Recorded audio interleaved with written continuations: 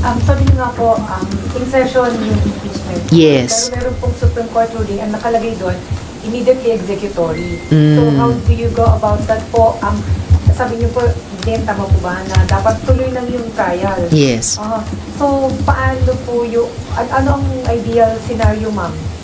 Well, yung ideal scenario ay hindi pa talaga nasisilip at nalalarawan ng konkretong-konkreto. Kaya nga't may ganitong mga sinasabi ng iba't ibang grupo na magpa-file sila ng motion for reconsideration sa Supreme Court.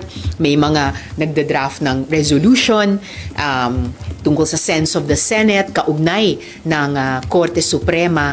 So, itong lahat ay mga efforts na klaruhin kung papaano ang pinakamaiging paraan na mag-move forward kami sa impeachment. Pero paano po, ma'am, kasi ang sabi na ni Senate President Escudero before pa, na kung maglabas, ano man ang ruling ng Supreme Court, magbobotohan po kayo like to, which is expected dahil collegial body kayo. So, kailan po dapat mangyari yung botohan? Should you wait for the final ruling? I mean, after the motion for reconsideration? Kasi despite na immediate executory, open pa daw po to motion for reconsideration yung ruling ng Supreme Court.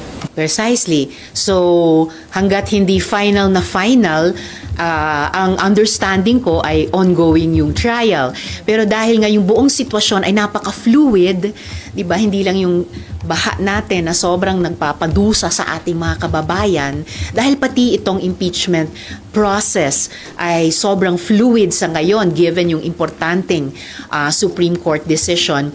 Kaya nagsusumikap lahat. Magkaroon ng kalinawan, magkaisa doon sa kung ano yung malinaw na best way forward at dali namin ito forward. Dahil ang hindi lumabo ay yung obligasyon pa rin namin sa ilalim ng konstitusyon at obligasyon namin sa ating mga kababayan.